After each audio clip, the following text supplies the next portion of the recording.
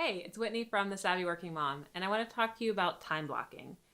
When you have 1,000 different things going on pulling for your attention, it can be really hard to focus and get things done well, right? When you're doing things all the time, all over the place, it's just really hard to do whatever it is that you're trying to do well. And in the past, we've been told that multitasking is where it's at, and you're going to get so much more done in the day when you multitask. Here's the thing. Multitasking is a trap.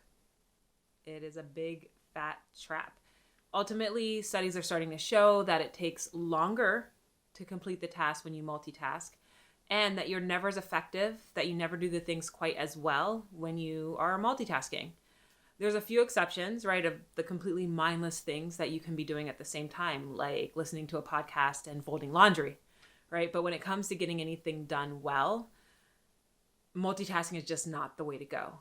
What can help you is time blocking. And that is where you set aside specific blocks of time, specific amounts of time to do a task. And you only do that one thing or one series of things during that time. So there are 4 types of time blocks that every busy mama needs. They are focus time blocks, administrative time blocks, social time blocks, and recovery time blocks. I'm going to talk to you a little bit about each one. So your focus time block is the most important in that it's where you're going to put your most important tasks, right? It's where you're going to get done the things that like require a lot of thinking, a lot of focus, for your brain to be at its peak. For me, that's the morning, right? So my focus time blocks happen in the morning. If you're more of a late night person or afternoon person, then like go with what works for you. Having said that, I am also a very firm believer of getting the most important things done before noon.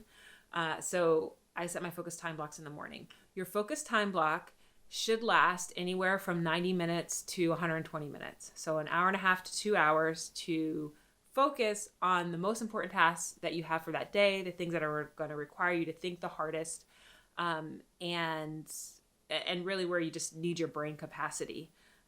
For work, right, that could be a presentation. It could be, I don't know if you work in spreadsheets, like when you need to deep dive into your spreadsheets, but just block the time, 90 minutes to 120 minutes, and let that be your focus time block.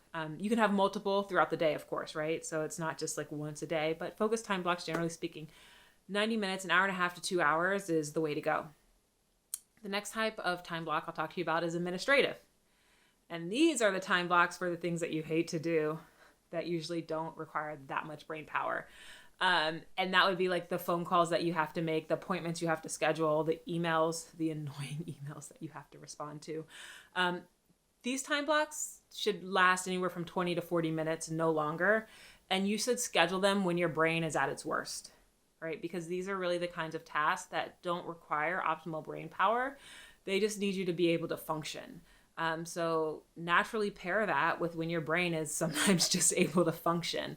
And don't have it last for more than 20 to 40 minutes. Keep it to 20 if you can, a few 20-minute blocks throughout the day, so that you're not spending large amounts of time on things that are annoying to you.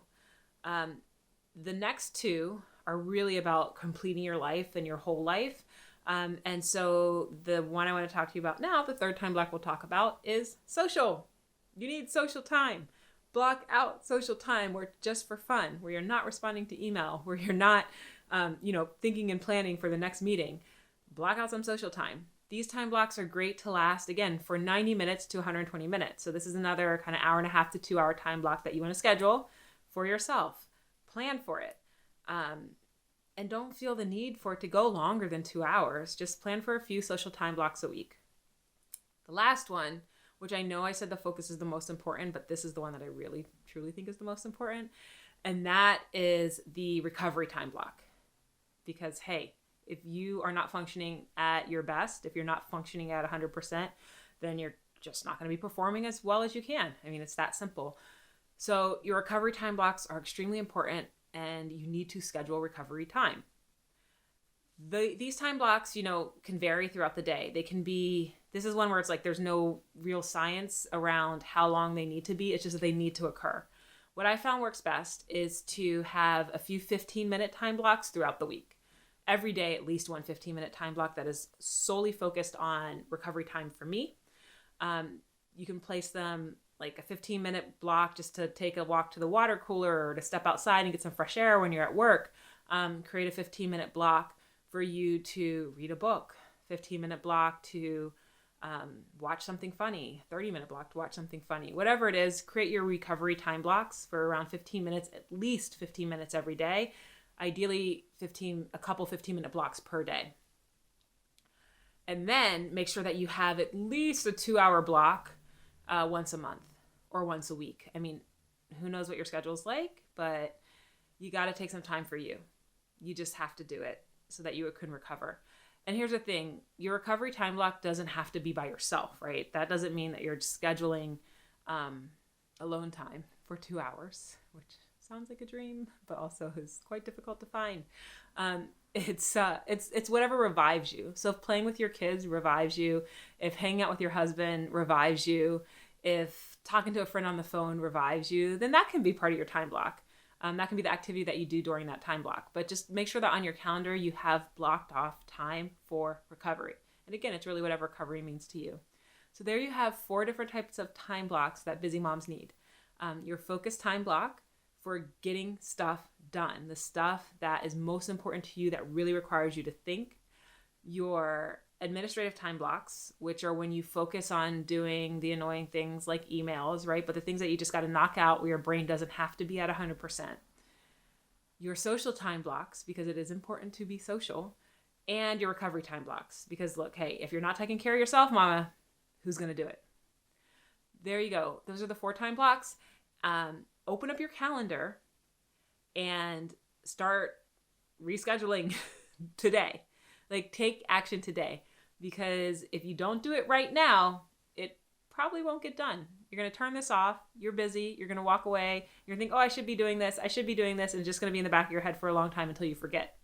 So just take a moment right now, open up your calendar and schedule some time blocks. If nothing else, make sure that you throw in some recovery time blocks for tomorrow, the day after, through the next week.